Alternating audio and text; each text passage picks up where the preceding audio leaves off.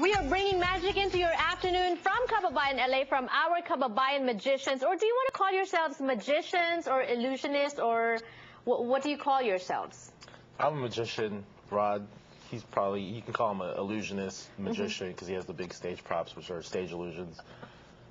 Andre is? Probably more just magician. Magician. What is the difference? Magician, illusionist? And are there other terms out there? They're kind of the same thing, but in the actual magic community, when you say illusionist, it's more like a grand. Grand illusionist, right. Like David Copperfield, or some sort of big prop, like Rod has stage illusions, so he can call himself an illusionist. Right. And who else would be one? Yeah, like Lance Burton too. Right. Consider illusionist. Yeah. Right. Mm-hmm. And you consider yourself a magician, and you know all magic start with a deck of cards. Not all magic. Not just, all. You know, the type I do, I primarily focus on the cards just because that's what I like. Right. Okay, let's take a look at what Andre did for us earlier. Hi. Hi. Andre. Cindy. Nice to meet you. Cindy, what we're going to do is we're going to start with a card trick. Does that sound good? Good. I love cards. Cool. So I have a regular deck of cards here. Like any other card trick, we're going to have you start by picking a card. Okay. Yeah, so pick any one you want. It doesn't matter which one. Cool. Do me a favor, show the camera. You have to remember it, or else the trick doesn't end up that well. Good? Okay. All right, so what we're going to do is I'm going to drop the cards one by one, just like that. Whenever you want me to stop, you say the word stop. We'll stop there and put your card back. Sure. Cool? All right. Stop. Here? All right, so put your card back. Make sure you get one last look at the card. Got it? Okay, got it.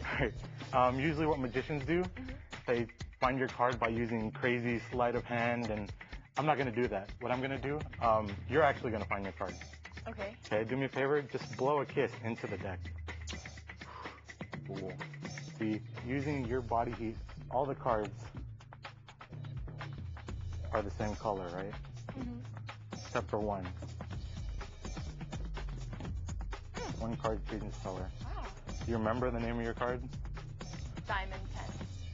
The 10 of diamonds? Yes. All right, so is it that one? The 10 of diamonds? Yeah. Yeah, so that was your card. All right, pretty impressive. When you do cards like that, and when you do small tricks like the newspaper earlier in the first segment, is magic really just about a sleight of hands? Yes, magic is just sleight of hand. This, you know, if I could really do magic, I won't be here. I'll be making money every single day. Right. So it's a basic sleight of hand and misdirection. Misdirection. What do you mean by misdirection? Do you understand when he says misdirection? Yeah, misdirection is like because magic has different facets of techniques. A lot of it's psychological, a lot of it's mechanical, or in terms of misdirection, it's where you try to divert or focus the audience attention to one point in your show or routine while you do something else that they don't see to accomplish the feat of magic. So you're tricking people. Basically, Are it's a you? magic trick. Yeah. You feel good about tricking people, Andre? I mean, it's fun. It's fun, yeah. How much of it is showmanship? It's not just about the tricks, because the tricks won't work if you're bland on stage and you can't connect to your audience. A lot of it's presentation, showmanship, how you handle yourself on stage, how you handle the crowd. Acting? Acting too, yeah? a lot of it. And since you've been in it for a while, maybe you can, Andre can learn a few things from you. What does it take to be a good magician?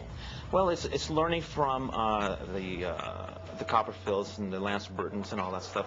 Somebody in the big name, you look at that and look at their illusions, and you try to make it your own, you know, the kind of stuff.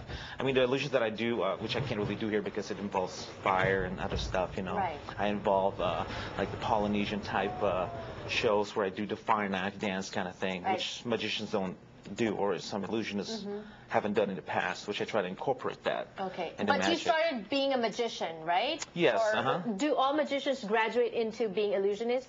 Not all. I mean, some can choose that path if they wish. But yeah, everyone usually starts off as a magician, and then if they want to decide to do like a full stage show, they may get a couple illusions and be called themselves an illusionist. Right. And you've been doing this, Andre, for 3 years. Where do you want to take this? Do you want to be an illusionist? I do actually want to get into illusions, but for right now, I just want to focus on the close-up stuff because it involves more of an interaction with people. And you like interacting with people. And Justin, what I like about your style is you're not just doing magic, you're also doing comedy. So magic and comedy. So I'm assuming, you know, with magic you need timing, magic tricks, and with comedy all the more you need timing. So you must have perfect timing. I try to. Well, how do I do it? Well, like I've been doing it since I was 6, so I've been I have the performance and experience, you know, just performing for the people. So it's just over time, over the years, it's you have to just kind of figure out the balance and you have to be able to read the crowd and also be able to do the trick at the same time. So it's a simultaneous thing, and you can't really. It's more just experience. You can't really learn it out of a book or anything. Is there such a thing as being a Filipino magician? Does your being Filipino translate into the things that you do? And I would think with you it does a little bit because it includes humor, and we know about Filipino humor. But what about in what you do, like the bigger things, illusion?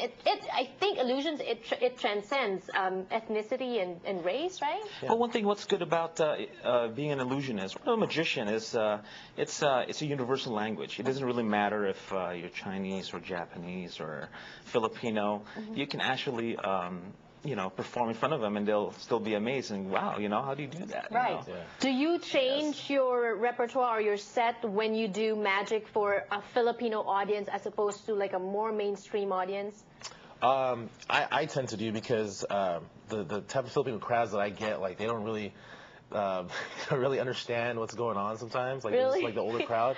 So, like you do a trick and then it's like, and they don't applaud or they don't laugh or anything. So I have to be more I don't know, more obvious sometimes. Right. For the crowd. It just depends on that crowd. It's usually the older generation. And that's your cue right there to, you know, try to make light of it and try to crack a joke, right? Yeah, exactly. Andre, you're nodding your head. Have you experienced that? Like, you know, doing a trick and people are just, huh? What happened? Well, yeah, well, usually during my act, I tend to do more storytelling. And it's just, I bring myself and my background. So obviously growing up Filipino, I bring some of that story into whatever I'm doing. Ooh, I'd love to hear an example of that. But when we return, we're going to see some of Justin's magic tricks for you. Don't go away.